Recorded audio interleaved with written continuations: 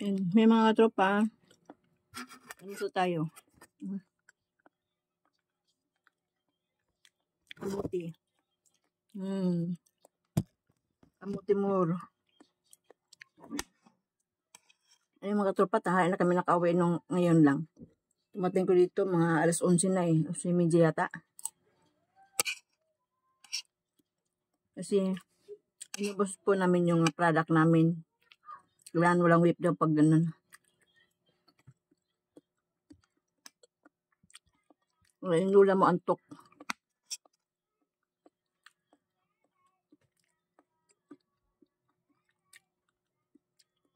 Ang sarap sa ano dito, itong gulay na.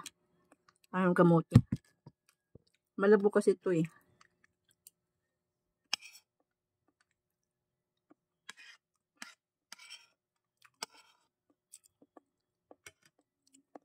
Tapos yung pancit binili ko, mamayang gabi ko na po ulamin yun. Babaunin ko ulit yun.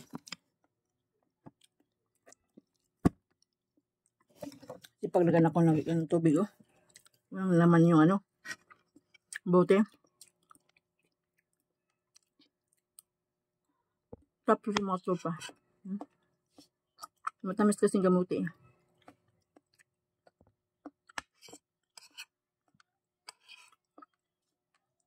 Kagabi naman tayo ng araw, parang ginabagan ako eh.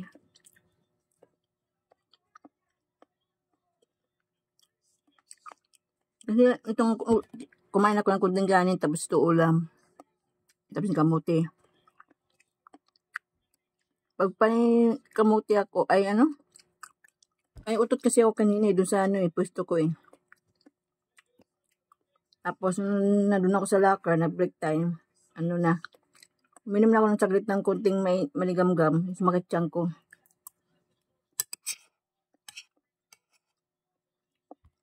Yung kantin namin mga tropa, binutol, ay tinanggal, ano ba yun siya? Binunot yata sa kasakan kasi ano po siya eh. Ano ba yun? Yung may ano? Yapig kasi naman yun. Wala kami kasing fountain doon. Kasi tinanggal. Kaya sila kumukuha ng tubig yung mga ngatakantin doon sa ano, sa gripo. Sabi niya, nawasan naman daw yun.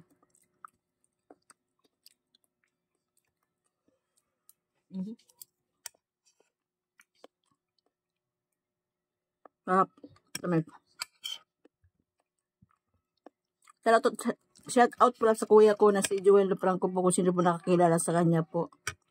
Ayan. Dapat magkita-kita tayo mga kapatid. Joel Franco po. Joel Loflanco Nilga. Papa kasi Nilga namin eh. Yung ano niya middle name. Tapos, hindi malaman kung saan na siya. Siya na kulang sa amin kasi yung pinakabunso namin nakita na namin siya nasa Bohol. Tapos, 3 kami nandito sa ano sa Cavite. Yeah. Shout out sa kuya ko kung saan ka man. Yan, hanapin mo kami.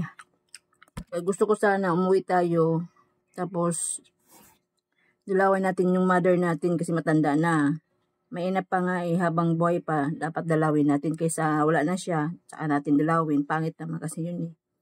Kung may pera pa lang ako, yun. Gusto ko, ilibre ko na pamasahin mga kapatid ko dito para lang makauwi kami. Kaso wala, igipit talaga ako ngayon. May estudyante pa. Wala na nga sa akin, 24/7 ako magtatrabaho. Grabe. Wala pa akong pahinga, walang rest day. Kasi inisip ko yung babayarin ko, ang dami. Julit sa sa kuryente, tubig, ilaw, tapos sa wifi, baon pa mga estudyante ko kasi wala pang bakasyon ngayon. Yun mga tropang hirap. Trabaho ko ng trabaho. Wala din. Pambayad lang sa utang. Ayun ako. May mga tropa. Kaya tayo. Thank you po sa mga subscriber ko. Please follow. Subscribe po kayo sa YouTube ko po. Romuga Vlog. Thank you. Ingat kayo. God bless.